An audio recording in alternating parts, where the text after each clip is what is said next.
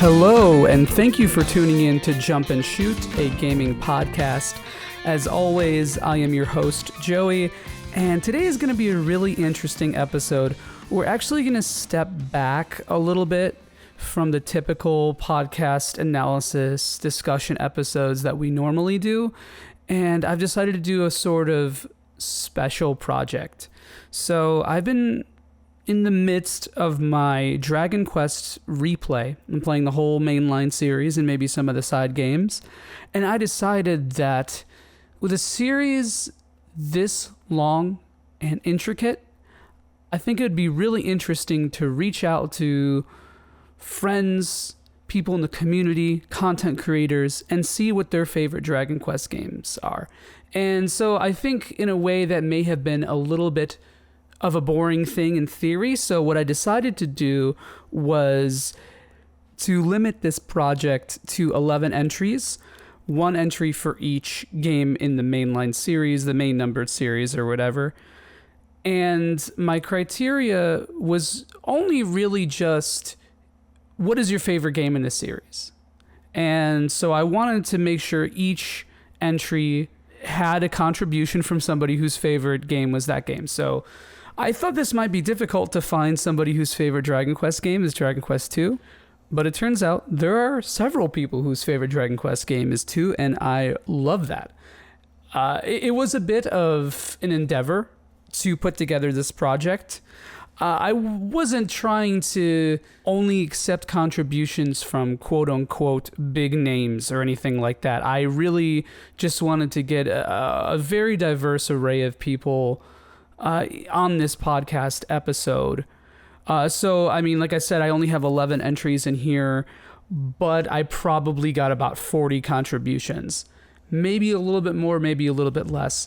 So there are a lot of entries in here that I unfortunately had to choose over others. My choice or my deliberations on these were completely non-political. It mostly just kind of came down to which one has the best audio fidelity, you know? I mean, all these contributions were great. I really, really loved interacting with people and hearing what their favorite Dragon Quest game was. I've gleaned a lot of new information and appreciation for these games, so I really hope that you, the listener, can also find the same similar experience that I had while making it. And I just wanted to keep it as honest and straightforward as possible. I didn't try to limit what people were saying. I did kind of try to make it so that we didn't talk as much about spoilers or nostalgia, maybe, and focus more on gameplay or story. But other than that, I mean, people just had a blast talking about this stuff, and it was awesome to hear. So, again, I do want to apologize for anybody whose contributions I received and did not include in this episode. Maybe I'll do a bonus episode at some point that sort of is a composite of all the things. Because one of the things that I struggled with while doing this episode was just simply, how do I format this? And my original idea was to kind of do like a montage, a cut in, cut out sort of thing. But ultimately I decided I think it would be wise just to do 11 little segments here. And in each of these segments, I will introduce the contributor. Their contribution will play. And then I will tell you, the audience, where you can find these people, what their affiliations may be, what their social media is, etc. Maybe I might have a couple choice words on each contribution too, because I love every Dragon Quest game quite a bit, so I definitely have a lot to say. That's why I have a podcast, right? Just another guy with a podcast. So, yeah, let's just start going into these. I don't want to waste too much time. I do want this to be straightforward. So, again, this whole project is just, what is your favorite Dragon Quest game? Tell me why. And we're going to be doing this chronologically, so obviously starting with Dragon Quest 1. And first off, another quick aside, because I keep tripping myself up with these asides, but still, I just want to clarify that any kind of spoilers will be mild, and I will announce before the entry plays if there are more spoilers than average. So for the most part, these are all pretty straightforward. Dragon Quest V's does have quite a bit of spoiler-ish territory, which I will also remind the listener when we get there. Another thing to consider is that a lot of these entries are sort of based around the game as a whole. So rather than just the NES version of Dragon Quest 1, for example, a lot of times the contributors consider their entry their favorite as sort of like a composite of multiple versions. So that's a perfect segue into our Dragon Quest 1 entry. And the contributor for the Dragon Quest 1 entry is Ryan of Shy Rai Guy Gaming. So here it is, and let's get started. Well, hey everyone, my name's Ryan. Some of you might know me as Shy Rai Guy Gaming or the Red Saloon Ninja. I'm here to talk about why I think that Dragon Quest 1 is my favorite in the series. First of all, I think it's a game that started off cutting edge, but also aged very well, meaning that it kind of changed the game as an RPG. We hadn't seen too much of that in the West at the time, and really, actually, neither had the East. And so that was very exciting for the time, and because it's a newer style game, a JRPG, something we hadn't seen, it was very much a series or a genre in its infancy, and so it's not long like a JRPG is today.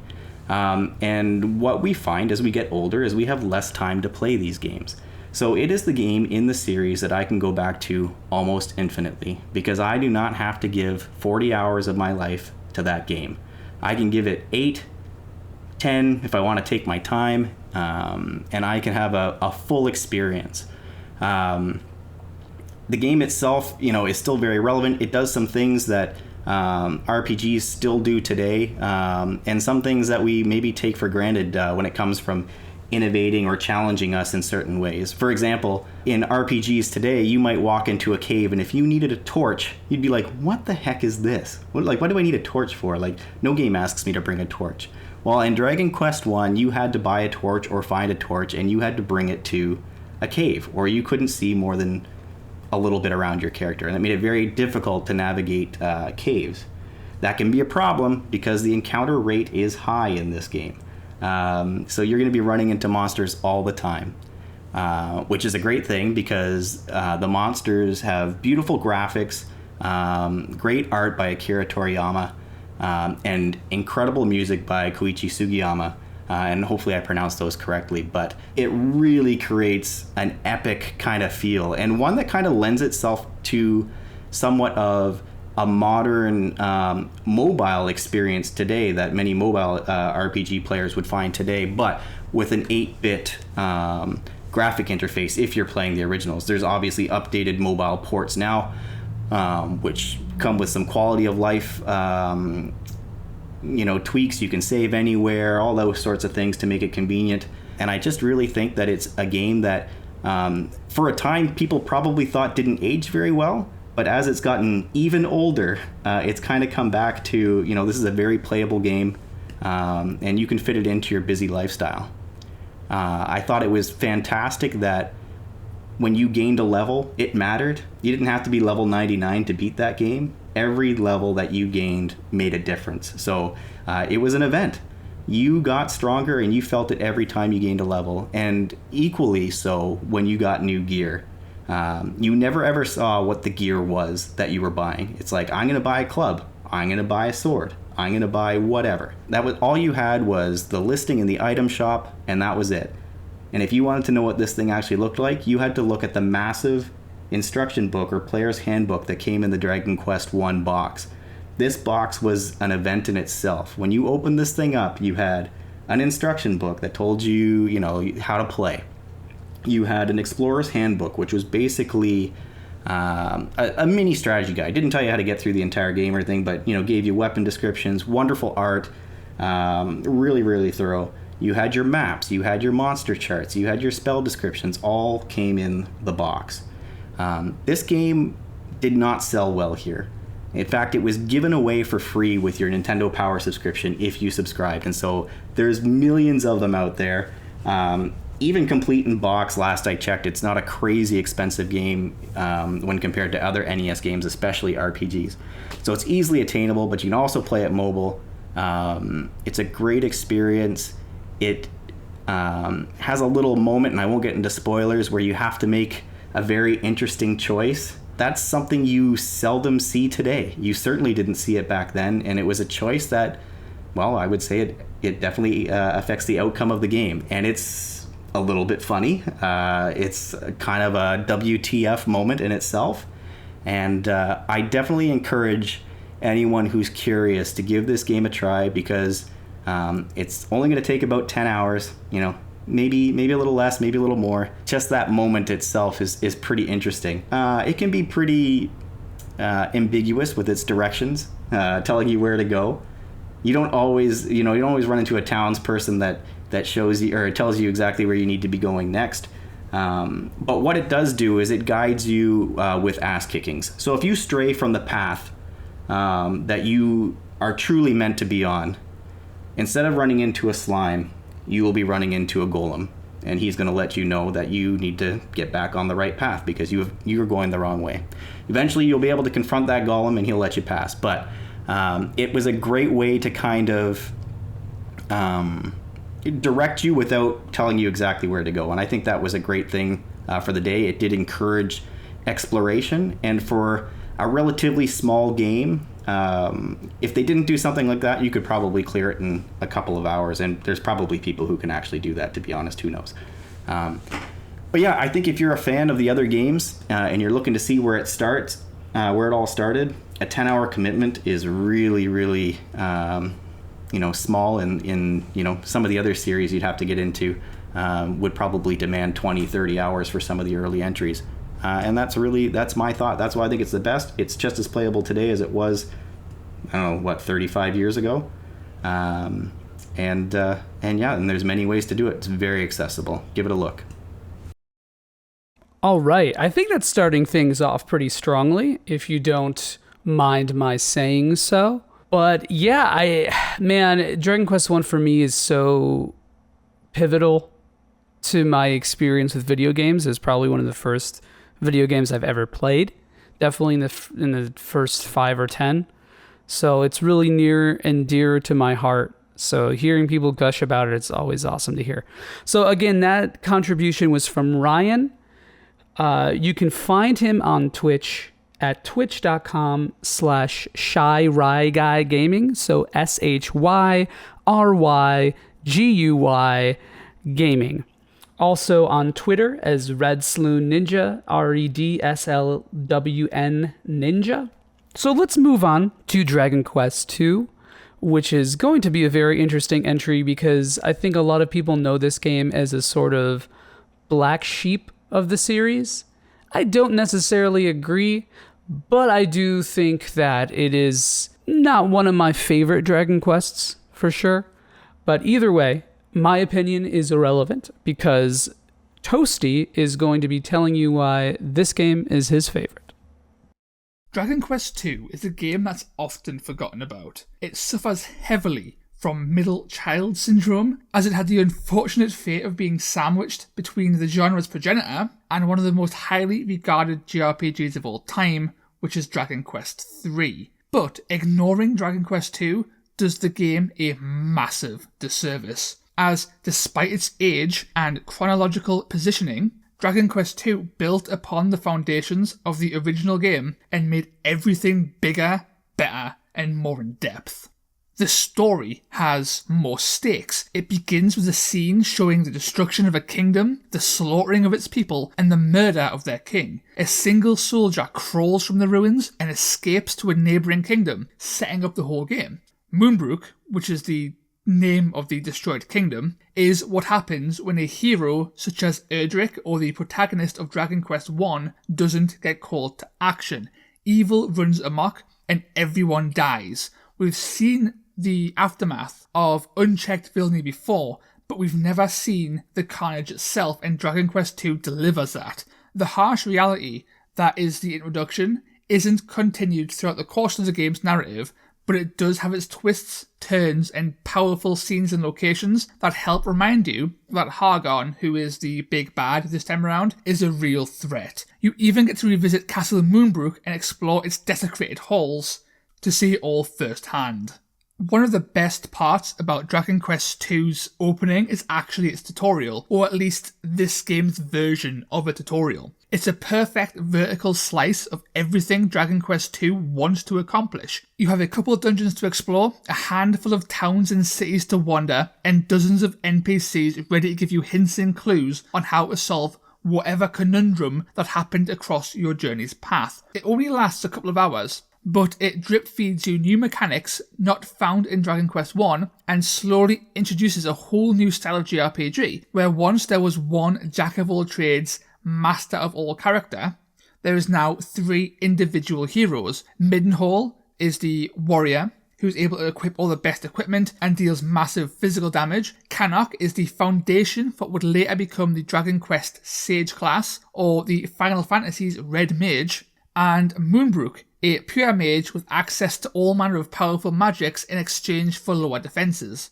Dragon Quest II brought the concept of classes into JRPGs, and we were given a classic Western party minus the thief. Now, despite tripling the number of characters under your command and vastly increasing the number of enemies you could encounter, Dragon Quest II paradoxically manages to keep combats as quick as they ever were. The series' staple of not having complex animations and maintaining a minimalistic first-person combat screen meant most battles last less than 5 seconds, which is seriously impressive and much needed when the number of battles in Dragon Quest II are so high. The mechanical depth found in longer combats has also been increased thanks to a radically expanded spell list, which now includes various damaging, healing, support, and utility spells. This also means enemies have had their options expanded too, making battles inherently dangerous throughout the game's entire runtime. A key element of Dragon Quest II as a whole is its use of deprivation as a mechanic to force difficult decisions at regular intervals. Gold is the most obvious resource, as it's both hard to come by and equipment is very expensive. You have 3 party members that you need to outfit, and it's impossible to equip them all with the best equipment every time you venture into a new town, so you need to balance up all the pros and cons of each upgrade every single time you go to shop. This is carried over to the mana system, which is also incredibly stingy. Spells are expensive and mana pools stay low throughout the entire game. Mana restoratives are practically non-existent, and the few that you can find are exceedingly rare. Every single spell cast becomes a weighty decision, especially when dungeon delving, as you could use the only means of escape trying to cast a damage spell. All of this is just fluff compared to what Dragon Quest II really nails, and that's its exploration.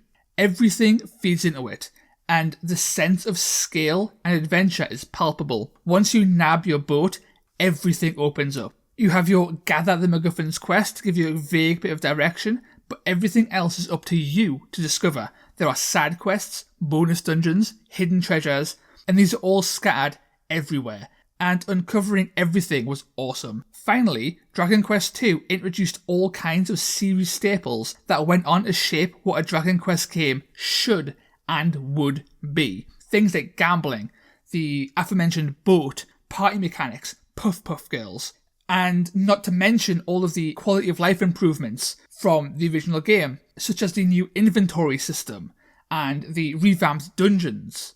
Dragon Quest II is the complete package and deserves to be played and remembered. The modern portions of the game hold up wonderfully, and nostalgia aside, this is still a cracking JRPG worth experiencing. Awesome. Thank you so much, Toasty. I think one of the big things that people might be thinking before getting into this episode is, who's going to talk about Dragon Quest II? And I love it. I hate to see people crap on DQ2 because I think it brought a lot of really good concepts to the series. But one thing Toasty did not mention was Cave to Roan, because so much trauma tied up in that for me. So anyway, yeah, again, that was Toasty. You can find him at gameswithtoasty.com, TOASTY, and his podcast, Games with Toasty, also titled that, can be found on most places where podcasts are hosted and streamed. So next up, we have Dragon Quest 3, because 3 comes after 2, surprisingly, and this is a big game for a lot of people. So I'm really excited to hear what Blue has to say about Dragon Quest 3. what is my favorite Dragon Quest in the main series? I will say that in this instance, it will be the one I first played as well. So it will be Dragon Quest III on Game Boy Color. I was first introduced to this series with that particular entry, and I think I was around maybe 10 years old, around that time. And I noticed it in a Nintendo Power magazine. It just really spoke to me, and I just really love the job system in it and how it's available right at the start, after 5 minutes or 10 minutes into the game. You get to create your own party. You have a lot of freedom to actually just make anything you like. You could just have 3 jesters along with your hero, or you could have 2 fighters and 1 healer, or just go super vanilla and have 1 warrior, 1 white mage, 1 black mage, and yeah, pretty much it. Also, something quite unique to Dragon Quest III is the fact that you can choose male or female for any characters, including the actual main character, which was also seen, I think, in Dragon Quest IV and 9. I think that's all. So yeah, there's that. And there's also a main minigame that you get introduced to in this entry. It's like walking on a board game. And it's just really reminiscing of those days when I was even younger than that and playing Snakes and Ladders. I know this makes me sound like a big boomer, and yeah, that's pretty much the only board game I could handle back then. That and checkers. But let's go back on topic and continue with this. So, another thing I think is amazing with Dragon Quest III is its spacing. Every areas are close to each other. The world map is not too stretched out. It's not too huge. You know where you're going. There's a good linearity to it. While at the same time, it's a little bit open world, just enough for you to explore and to find things. Every dungeons are kind of short. Villages are not too huge either. And yeah, just overall excellent pacing and design. For its challenge, it's also kind of welcoming. I thought as a first entry, I wasn't intimidated by its difficulty. And bear in mind, I was actually 10 years old, so I didn't have that much of a background in there. And just to go back and compare, I think Dragon Quest 1 and 2 are a whole lot more difficult than, say, Dragon Quest 3 and every other games after that. One cool thing I really loved in DQ3 was the goal to actually reach the Sage job. You couldn't get it at the start, so this was the ultimate thing to get eventually. You could do it in an easy way by transforming your Jester into a Sage, but then your Sage would suck because Jester sucks. Or you could just find a rare item. I think it was called the Zen book. There might have been 2 or 3 in the game. And just change any of your classes to a Sage, which I usually just did going from a mage to a sage or a cleric to a sage for an ultimate kind of wizard character thing. So yeah, just switching jobs like this mid-game was also super fun because it would alter your stats in a way where every fighters would be a bit different.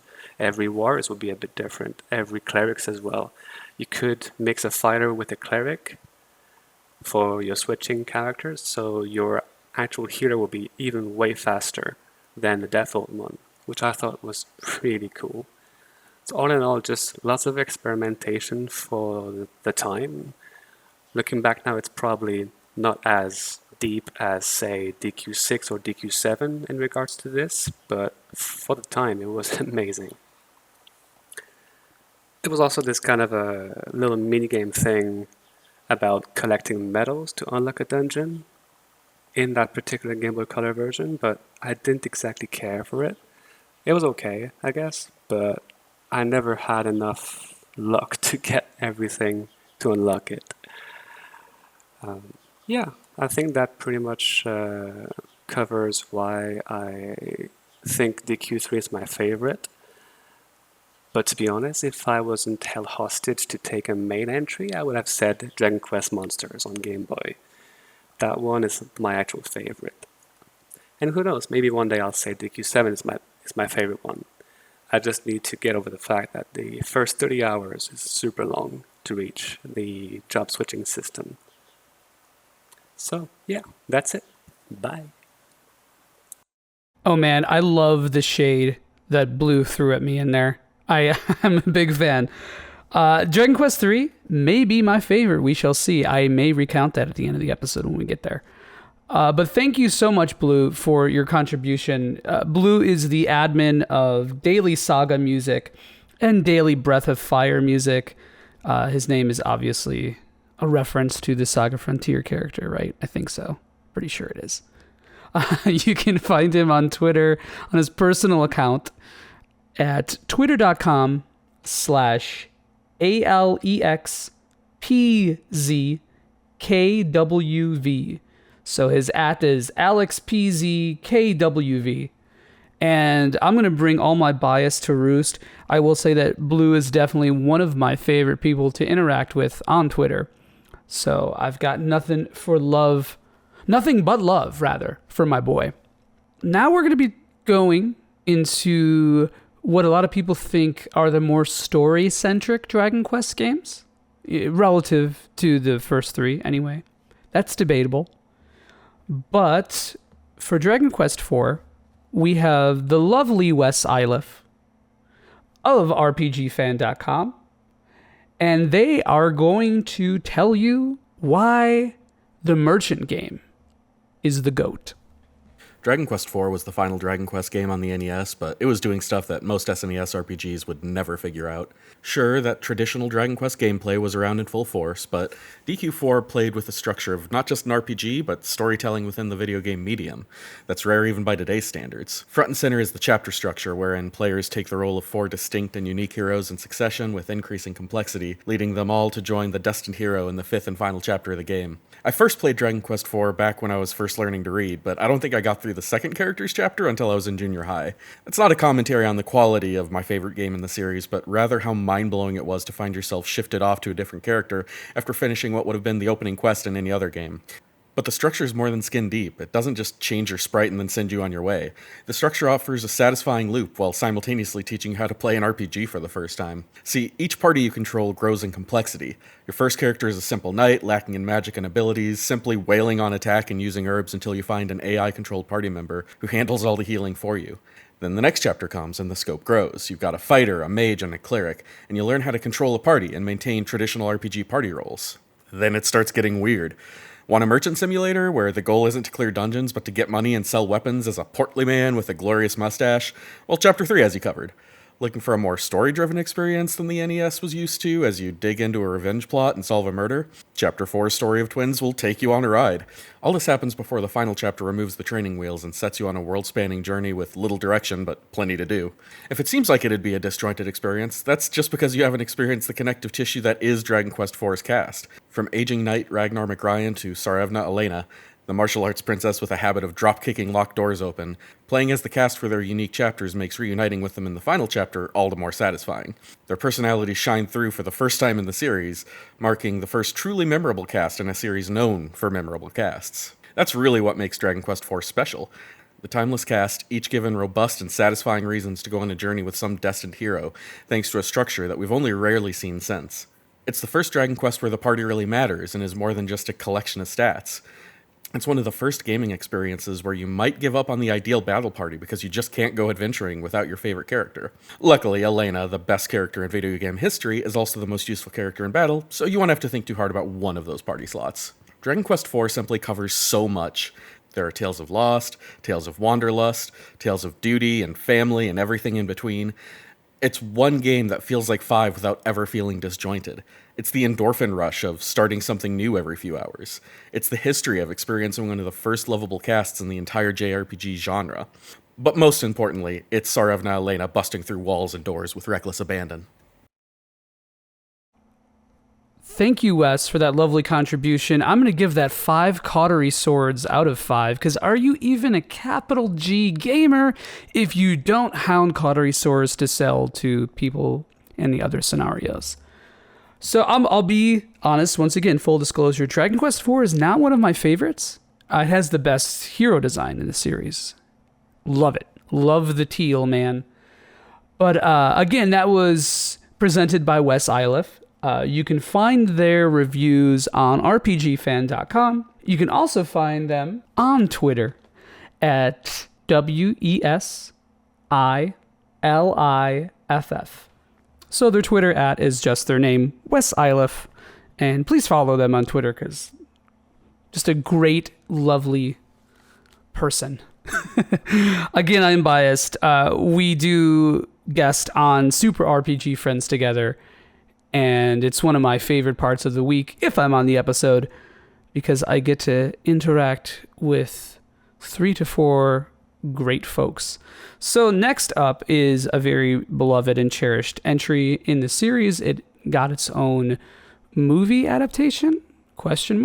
You can argue that. Called Dragon Quest Your Story. It's Dragon Quest V. And here to talk about Dragon Quest V and seemingly also push the RPG fan agenda that we have going on here is Michael Solosi. And I do want to give a bit of a forewarning to this entry, because there are some spoilers for Dragon Quest V. So if you have not played that, you may want to skip this one or tread over it with a lot of caution. But either way, let's listen to Mike's contribution. Hi, I'm Mike Solosi from RPGFan.com, and my favorite Dragon Quest game is Dragon Quest V, Hand of the Heavenly Bride. I apologize in advance, but I'm going to lightly spoil a large portion of Dragon Quest V, so this is your final warning. Dragon Quest V begins with a young boy going on an adventure with his father, and ends with that boy finishing the same adventure as a grown adult, a husband and father himself. That's what's so special about DQ5 to me, that hero's journey. The hero of Dragon Quest V watched his father die protecting him, married the woman of his dreams, witnessed the birth of his son and daughter following the fastest pregnancy in video game history, reconnected with his estranged mother, and defeated the Demon King alongside his wife and children over the course of Dragon Quest V. But your family aren't your only party members in DQ5, there's monsters too. Dragon Quest V is a very early example of recruiting enemies into your party in an RPG, 4 years older than Pokemon, and maintaining your monster menagerie is a key part of long-term success in Dragon Quest V, and a lot of fun to boot. My final party during my first Dragon Quest V run co-starred a Saber Cat, a Slime Knight, a Heel Slime, and a Yellow Great Dragon, and I cherished them as much as the hero's twin children. But Dragon Quest V is an unforgettable RPG not only for the big picture story and those charming monster designs, but for many incredible moments along the way. Watching the hero's father fall in battle feels more personal because it's shown from the classic Dragon Quest first-person perspective battle screen. You end up performing a daring rescue at the top of a giant temple that you helped build as a child slave earlier in the game. There's a montage shown from the point of view of a lawn ornament of seeing a family of NPCs go through happy times and then profound tragedy in a scene unlike anything else I've ever seen in the video game. Dragon Quest V's hero lives an incredible life in his Dragon Quest game, and I have loved seeing him live it multiple times. It's my favorite game in the series. Slime Knight's the best monster, Pancraz has the best mustache, Bianca is the best wife. I think the points that he made at the end of that contribution just got me standing up and clapping, because Bianca's definitely the best wife. Pancraz is definitely the best mustache. And hell yeah. Okay, so again, you can find Mike on RPG Fan's Retro Encounter podcast. And please check that out, because it's a lot of fun. And he always has those searing takes, man, that you hear at the end there. Okay, not that they're hot, but they're just, or spicy rather. They're just full of fire, I guess. Okay, so next up we have another entry that I think many people might be confused as to why somebody would call it their favorite. And to those people, I say, listen, man, let me give you a TED Talk. Or you know what? Let Kevin of Press Start to Continue give you the reasons why he thinks Dragon Quest VI He's the GOAT.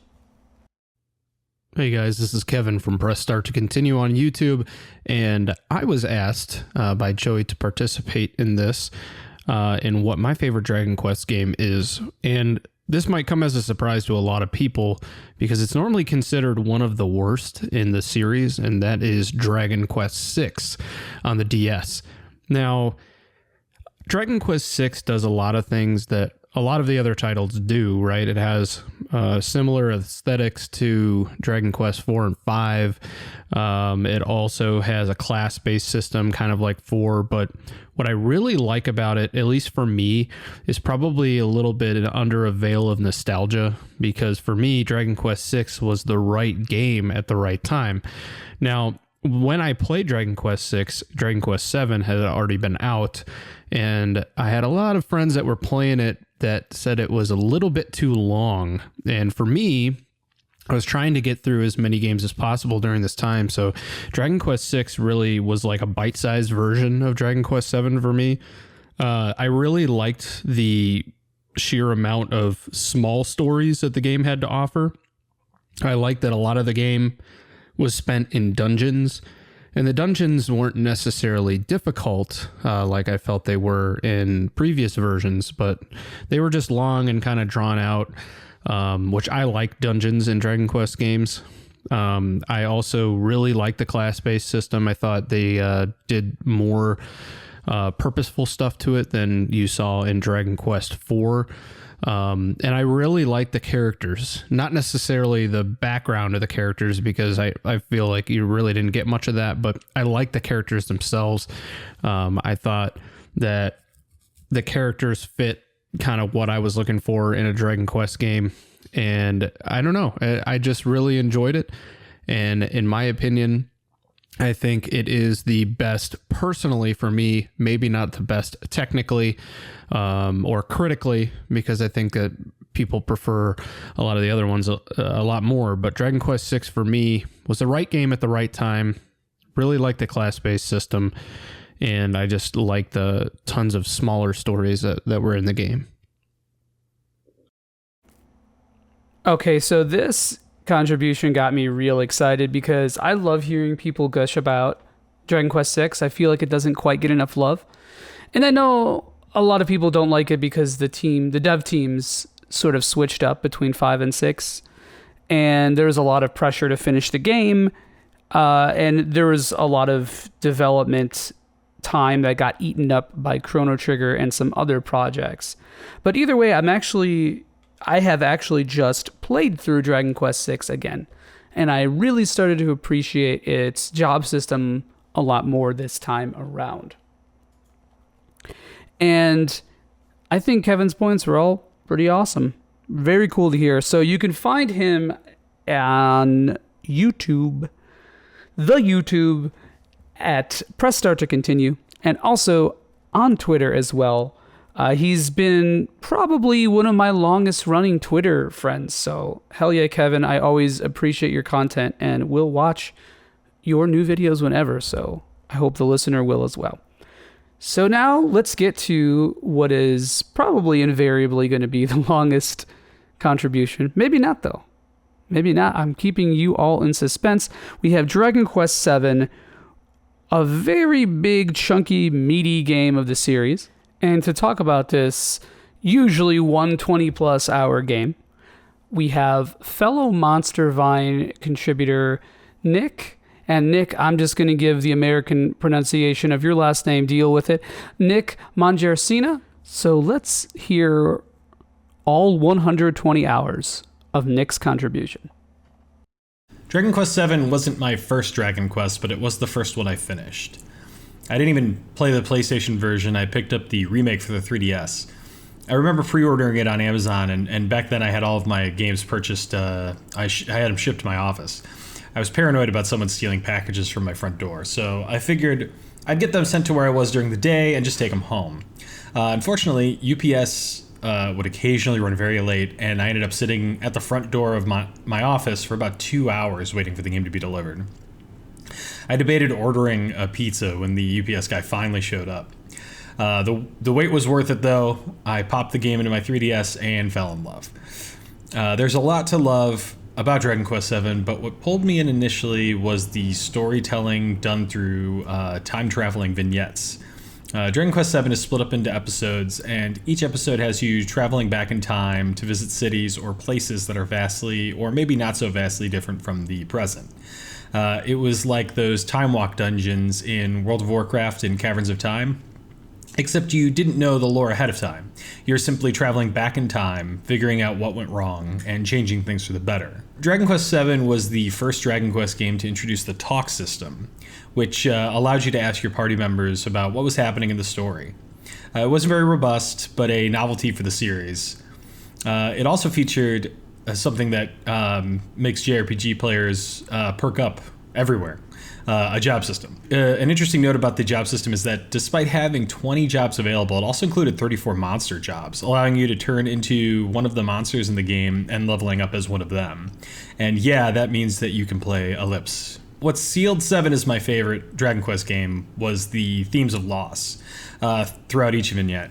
Melancholy will always suck me in, and 7 has that in spades. There are multiple sad stories told, but 7 manages to accomplish a lot merely through atmosphere, discussion, and through music.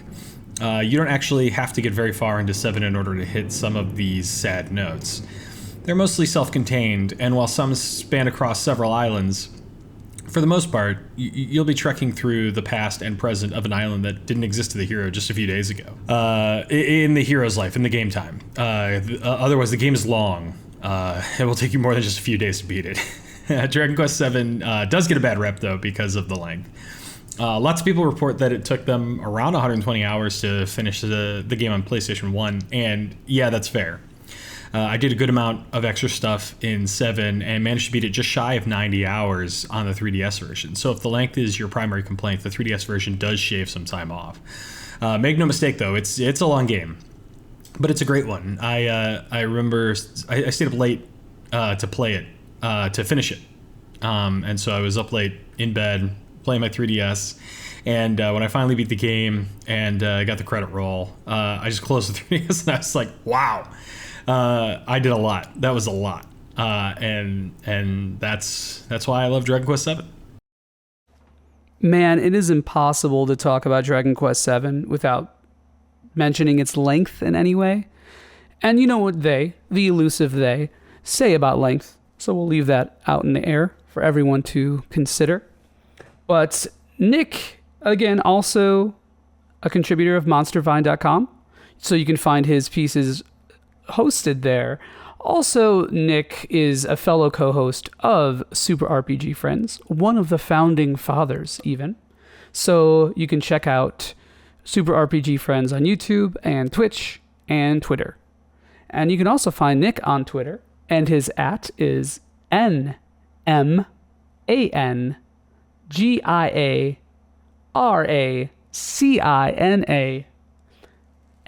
Mangiaracina at twitter.com. Okay, so funny enough, I had probably the most contributions to this upcoming game, which is Dragon Quest VIII, and that should come as no surprise to anybody because I feel like it was a lot of people's first foray into the series. For those of you who aren't boomers like myself who grew up on Dragon Quest I. But unfortunately, I had to go with Zenoga's contribution. Not unfortunately, because his is great. It's fantastic. But I unfortunately had to make a choice, and that was the thing that was hard. So thanks, Zenoga, and everyone else for contributing to this. I really appreciate you guys. And let's take it to Dolmagus. So Dragon Quest VIII was my very first Dragon Quest game, and out of the ones that I've played so far, it's definitely still my favorite. I did play the 3DS version instead of the PS2 version, and there are differences between the two, so keep that in mind whenever you pick up this game.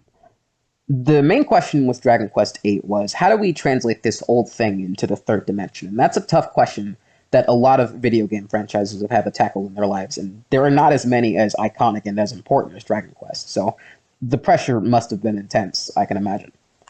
The developer's answer to that seemed to be to take that new technology to make what works better rather than to take that new technology to make something new. So when it came time to make Dragon Quest VIII, it was less so about reinventing the wheel and making that wheel shiny and new instead. So when it came to story, when it came to gameplay, when it came to how the game was made and structured and how you go about just playing it, it's largely the same as the games you'd have played in like the 80s or the 90s, and that's a good thing for a series like Dragon Quest because it's one that hinges on tradition mainly, and it hinges on you having knowledge of what a JRPG already is heading into it. That's not to say that it's not newcomer friendly, because it definitely is. It's a simple game. It's a game that thrives in its simplicity. It's not to say that it's easy either, because it's a game that uses that simplicity to make something that's rewarding while also making it something that's challenging. So you have to think about what you're doing, even if it is simple. And that's a good thing, because when it comes to combat, it's mainly about using skills and using skill points to allocate your players to something that suits your playstyle, and making it so that whenever you're in combat, you have to like find how your team synergizes and what makes them click. So it's not just about just leveling up and getting stronger and stuff. It's about like team building and making sure that your team is in the right place that it needs to be, and that's mainly in service to like the rest of the game's combat and making sure that just everything else falls into place for the rest of the game, because combat, it's an RPG, so it's still the most important part of it, but the rest of the game is still great. I think the story in particular is really, really sharp, because Dragon Quest isn't just a single narrative. It's not from going from point A to point B. It's about going from point A to point B to point C to point D to so on and so on and so forth, because it's an epic, pretty much. It's like a lot of stories that are just interlinked instead of one continuous long narrative that stretches 80-something hours. I don't know how long that game was. But anyway, Dragon Quest stories are pretty well known at this point for being... They're pretty different from your usual run-of-the-mill JRPG. They're very wholesome, is how I describe them. They're something that, even despite like all the dark themes it deals with, like there's killing, there's like hatred among siblings, there's a wizard that you have to stop, but it doesn't seem like you can. There's curses you have to deal with. Even with all of that, there's like this light of optimism through it all that just makes the game... It's very just encouraging to move on in that game. It's never like so bleak that you're not really sure if you want to play it anymore. It's something that like makes you want to push on because you want to see this story through to the end for like all the characters' sake. It's easy to get invested in. That's all I can really say about it. I don't want to spoil too much because spoilers, obviously. You don't want to have your emotional payoffs ruined for you, but it is a very satisfying story. Most of the characters are good. I thought all of the party members except for Jessica like stuck the landing for me. I thought Jessica was a little flat, to be honest. But anyways, Dragon Quest, it's mainly just about like exploring like these handcrafted worlds that Hori and his teams have created, because it's something that you want to stop and sniff the roses with. One of my favorite parts about Dragon Quest is actually exploring the towns and settlements and stuff, like going through the houses and bookshelves, breaking pots, finding metals, and finding new recipes and stuff. That's my favorite part of Dragon Quest, because the towns, they're always like so... They feel like art pieces in of themselves, because like they feel like they were tailor-made. It's like going to like a tailor, because you're going to these new places and they all feel like they didn't come out of like a computer. They weren't spit out. That's a problem a lot of RPGs have, especially ones of that era that feel like they were like computer generated pretty much. Like Dragon Quest VIII in particular avoids that really well. So it's about stopping to sniff the roses with Dragon Quest, and 8 in particular expresses this really well because of its visuals combined with just its gameplay, its music, which is also great. I didn't have any time to mention that, but the soundtrack is phenomenal. So yeah, Dragon Quest VIII is a phenomenal game, and you should definitely check it out. So I have a bit of a storied history with Dragon Quest VIII. So I initially picked it up after not having played the series in many years, because it came with a demo of Final Fantasy XII, and I was a huge Final Fantasy simp, period. Still kind of am. But I basically bought it for that. I knew Dragon Quest, obviously, from my childhood and whatever, but I think I had kind of fallen out of love with it, or fallen out of appreciation with it, because I was kind of more of an angsty teenager, and I think it seemed a little bit too childish for me. So when I picked up, which is a hilarious thing to say now in hindsight, But I picked up the game and I wasn't super into it. I liked it because it was a traditional sort of RPG, but at the same time, I didn't really get a rush from it. And it wasn't until I played the 3DS version years later that I really started to love it for what it is and have seen the error of my ways. That being said, it's a sadness because the PS2 version of this game looks so much better, but the 3DS improvements are really hard to turn down. So I definitely agree with Zenoga here. So you can find him on Twitter at twitter.com/ZINOGREVOLT. So Zenoger Volt. And you should follow him on Twitter because he's got some golden takes, man. And speaking of golden takes, next up is Dragon Quest IX presented by Scrabble. And this game is very divisive for a lot of Dragon Quest fans. I feel like if you're not super into the level 5 development style, then you may not like this game as much as some other games in the series. But it has a really interesting multiplayer component to it. So let's hear what Scrabble has to say.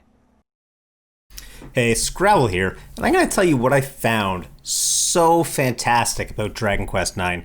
Dragon Quest IX wasn't the first Dragon Quest game on the DS. They did release 4, 5, and 6, which I got and played through. They were fantastic, kind of set my expectations for Dragon Quest IX. Of course, when Dragon Quest IX was revealed, expectations completely shot, right? It is turning into an action RPG. I am very much not interested in what they're doing with the game.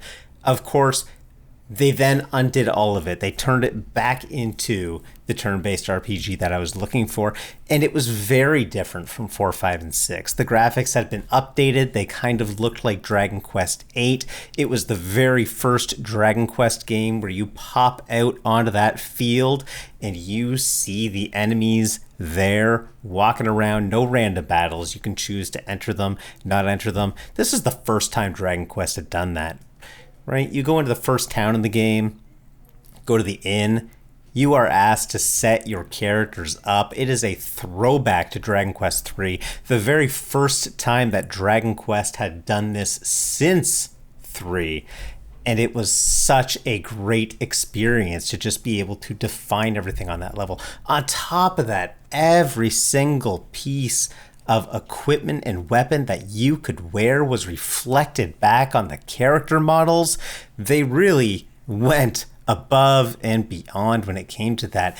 And they took the crafting that was in Dragon Quest VIII and took it that much further, since you could craft, not on the fly, you did have to go back to the inn, but every single thing that you could craft, there were so many you crafted so quickly, and everything there's just popped up. The story was told in the same kind of way as Dragon Quest VII, where you're going through vignettes more so than a big story that was overwhelming. I really felt like the big story was take it or leave it, but the little vignettes were great, especially since your party was so personal to you, since you created all of them.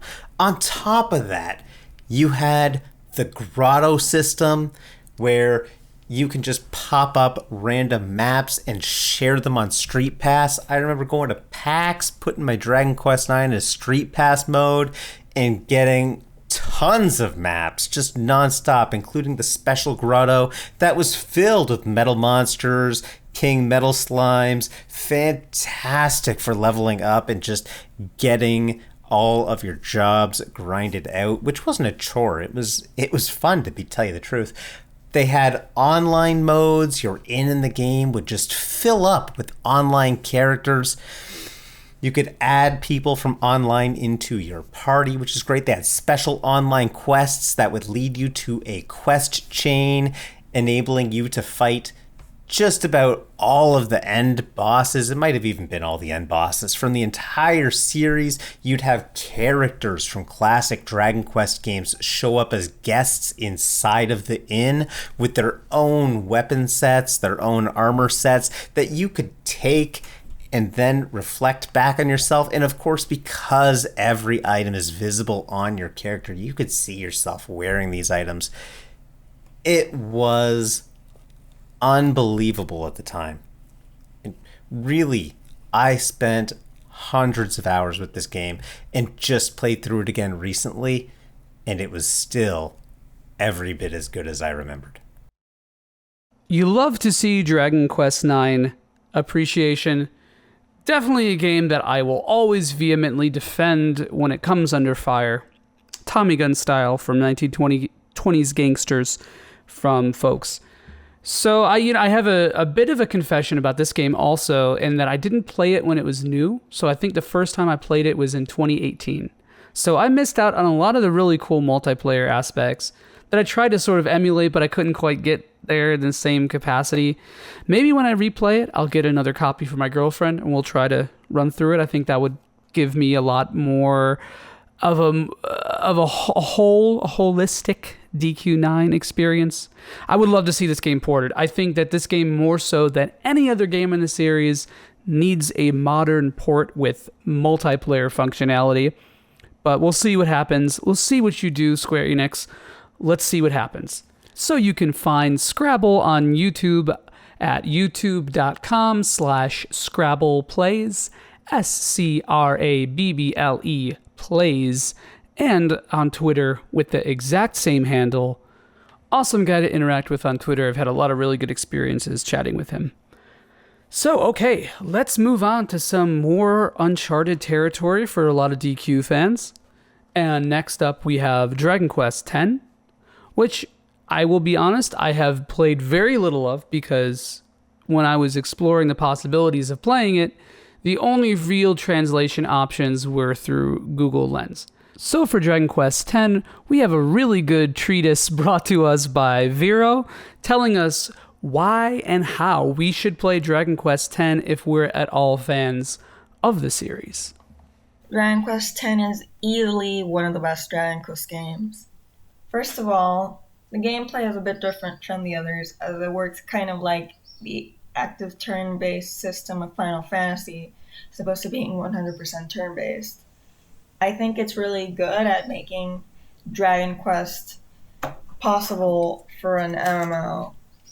The game is also completely doable without interacting with anyone directly, because you can recruit NPCs and you can do quests and dungeons with them, so you can go through the entire game without interacting with anyone else, which is really great for me as a person with bad anxiety, and also because of the language barrier, you don't have to be put in any awkward moments. The overworld works like Dragon Quest 8 and 11, where it's a general area, and they're divided in big areas which you traverse with on-screen encounters, including dungeons, which makes it easy to explore and just walk around, enjoy how everything looks. There's treasure chests scattered around, and there's different monsters depending on what part of the map you're on sometimes. But as long as you have a guide with you, it's pretty easy to do. The only problem is that the areas are pretty big, so if you're just walking through the area, you're going to take a while running. But as long as you have a mount, you can easily get past the areas. And the quest to get a mount is also pretty easy, and you can do it as soon as you have access to the first big town. And most of the other problems I had with the game at first about walking around were easily solved as I got further in the game. You get these warp stones that let you return to areas you saved, and in version 2, after the base version 2, you can get an item that allows you to warp to any town from version 1 as long as you've been to it before. And by version 3, you can get an upgrade that lets you warp to any area from version 2 that you've been to before. It makes getting around way more efficient, especially when you're doing quests that require you to go to different areas to kill different monsters. As for armor and weapons, they take a lot of money on the bazaar. You can easily get these drops from monsters, because if you look up a guide, you can check which monster drops what, and with a bit of grinding, you can get some high level armor with enchantments. You can also get money pretty quickly by doing stuff like crafting and selling the things you craft on the bazaar, daily quests, selling materials on the bazaar, etc. It's not that hard to get a lot of money, especially because with the app you can roll to get rare items that you can sell for a decent amount of money on the bazaar as well. The only thing I'd say is difficult is that it's hard to get started at first with the language barrier. Thankfully, the Western Dragon Quest X community has grown enough to make a menu translation and a text translator, which wasn't available when I started. Back when I started, I just had to figure everything out by looking at the item descriptions and the item images, as well as using muscle memory to know what everything is. I'm really glad that it's a lot more accessible to Western players now because of these translations. I've been playing since December of 2019, and honestly, it's really fun to just figure stuff out and find out new things about the game every time. I really enjoy this game, and I recommend it to anyone who's a Dragon Quest fan. And remember, there's no need to interact with people directly, and the free trial goes all the way up to the final boss of version 2. I've been on the fence with Dragon Quest X for a while now, just trying to decide whether or not I really wanted to make the leap into playing it. And I have to say that after hearing Vero's experiences with the game, I definitely want to give it a shot. It's really cool to hear people's first interactions with an MMO, be it gameplay experience, social interaction, etc. It's really cool to hear how people figure stuff out and end up enjoying MMOs. So I definitely want to do this. So originally, during this project, I wanted to try to get somebody whose favorite game in the series was each version of Dragon Quest X, but that would require 4 different people, and it was a lot of work. I don't know too many Americans who have played it, and I just decided to say, hey, let's just do a catch-all umbrella contribution for Dragon Quest X, and I think Vero nailed it.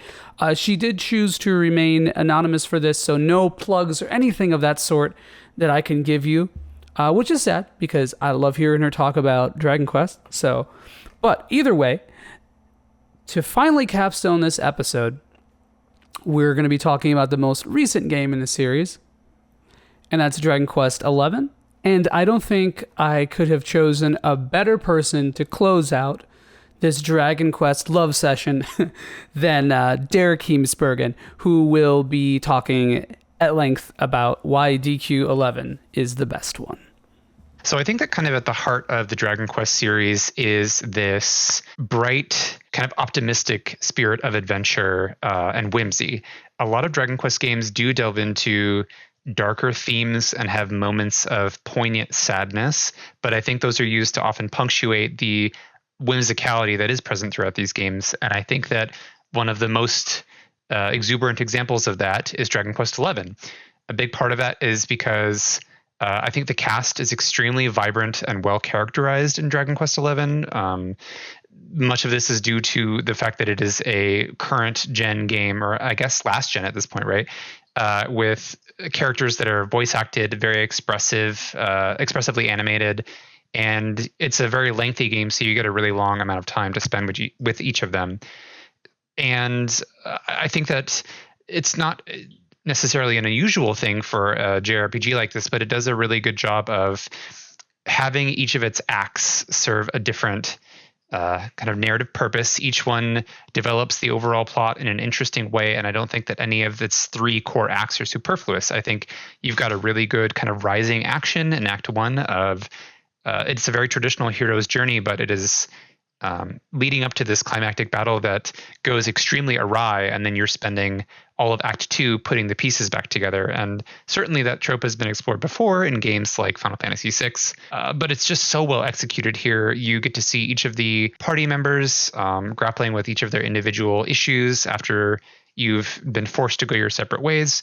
There's a really strong spirit of like camaraderie and, friendship is magic kind of, right? Like rather the power of friendship. Bonds are our true strength kind of plot points as they all come back together, which I think is neat because it's well executed. It's kind of, I think Dragon Quest at its core can be a little cheesy, but it has these extremely heartfelt moments that are earned, especially in 11. Two of my favorite characters in the game are Sylvando and, surprisingly, Rab. I think that Rab is a really interesting character because we don't get a lot of older characters in JRPGs, elderly characters. They're usually just sort of punchlines, or they don't have a lot of agency in the plot. And Rab is important both because of his relation to the main character and the things that he's done, and also because he's taking an active role in his grandson, the hero's journey. And he does have his moments of comic relief, which I don't know, Japanese media, is that unavoidable? But I still think that he's really interesting. And Sylvando is a really rare example of a very queer-coded character who is presented in an almost uniformly positive light. Sylvando is so fun and exuberant and respected by the rest of the party because he's like this dashing hero who still has a lot of campy elements to him. And I think it's really cool to see a character that is not reduced to just a stereotype and a punchline. So I think there are some moments, like especially there are some moments with Rab confronting the fate of his son, the main character's father, and his bride.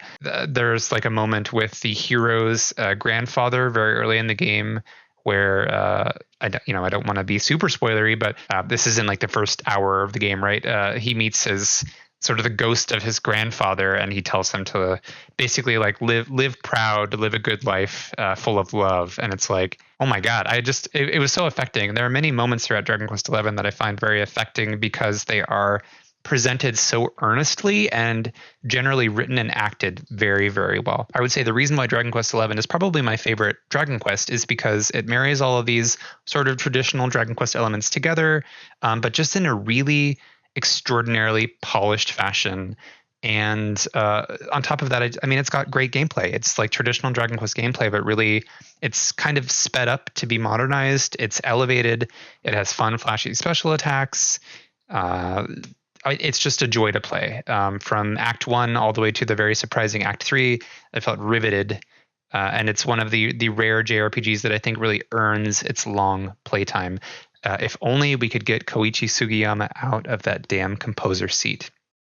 So I initially wanted those words to be the final thing in this entire episode, but I'm kicking myself for now changing my mind about it. But either way, before I start talking a little bit about DQ11, I am just going to give you some info about Derek. Derek is a localization editor, and he's probably worked on a couple games that you may have played. You can find him on Twitter at EmbryoNX, EMBRYONX. So thanks again, Derek, for contributing to this project.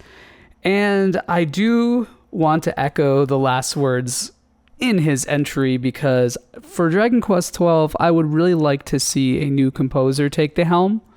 And that's not just because I disagree with Sugiyama politically. I do think at this point in the game, he has kind of lost a little of his Dragon Quest spark, and even though he's a completely iconic composer for the series, I do think it might be in the series' best interest to move out and branch out. But that's just my opinion, man. That's why I'm here, to have a podcast. So, thanks again, everybody, for contributing to this project. I had a lot of fun talking to you guys and listening to all these things, putting them together, getting them out there for y'all. I think this is a really cool experiment, even if it doesn't reach as many people as maybe I would like. I don't care. I just had a lot of fun doing it, and it's really cool to see love and appreciation for such a fabled, long-running series. And honestly, I would love to see someone say that Dragon Quest XII is their favorite once that game comes out. If it ever even comes out, if it even exists, we will see hopefully in the next couple years. So before we close out, I do want to say that my personal favorite is somewhere between Dragon Quest 3 and 11. I can never really quite choose which one is my favorite. I think I have to go with 3 because of its openness and sheer replayability and just incredible scope of adventure that it presents. Even though it's obviously a lot more technologically limited to DQ11, I do think that the stories and vignettes that it presents are just as powerful with 1/15 of the level of presentation. But I do think that Dragon Quest XI really nails the gameplay formula of Dragon Quest, maybe more so, because even in Dragon Quest III, which is a historically incredibly important game for both the genre and the series and for the company, I do think that there is some stuff that's rough around the edges that even the remakes didn't quite polish nicely. But I do think that the remakes are much more playable than the NES version, which is one of the few examples of a game that has an original version that just seems completely eclipsed by subsequent releases. So I'm going to have to say that to play a Super Famicom translation of that, because that seems to be the most complete. Although the Switch version is fine, just know that you're not getting all the content and whatever. Now, when it comes to Dragon Quest XI, though, I do think the story moments are much higher than 3. I think there's a lot of power behind the characters and the story and the pacing, and the game really does keep you active, and especially if you play with Draconian quests on, namely Stronger Monsters, which is honestly one of the more memorable and powerful Dragon Quest experiences I've had gameplay-wise was Stronger Monsters Draconian Quest on DQ11. So I really can't choose. There's a gun to my head right now. There's somebody standing here with a rifle with a red dot pointed to my head. I am saying that Dragon Quest III is my favorite, considering the historical context and all those kind of things. So I said what I had to say. Everyone said what they had to say. Thank you guys so unbelievably much for listening to this episode. I really hope that it sparks an appreciation for games that you maybe a little bit lower on your list, or maybe it just reinforces the appreciation you had for some other games. And I would love to do this kind of thing in the future. I'm definitely thinking of doing something like this for Final Fantasy. I would also love to do that for Mega Man, although that may be kind of hard because I don't think there's anyone who thinks X7 is their favorite game. But, I don't know, people like punishing themselves. I like punishing myself. And again, I will put all the links to everybody's content in the show description, depending on what platform you're listening to this on.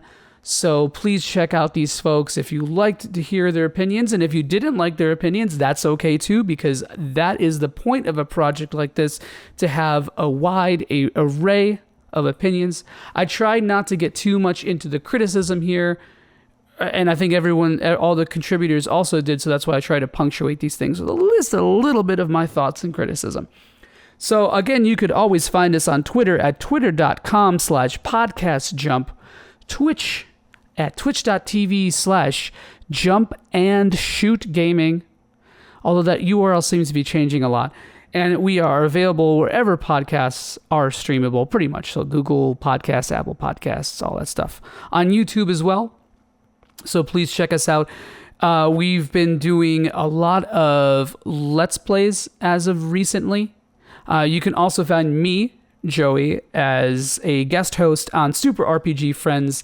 And I am newly a contributor to MonsterVine.com. I should hopefully have my first feature up in the near future, which I'm not sure what it's going to be yet. We shall see.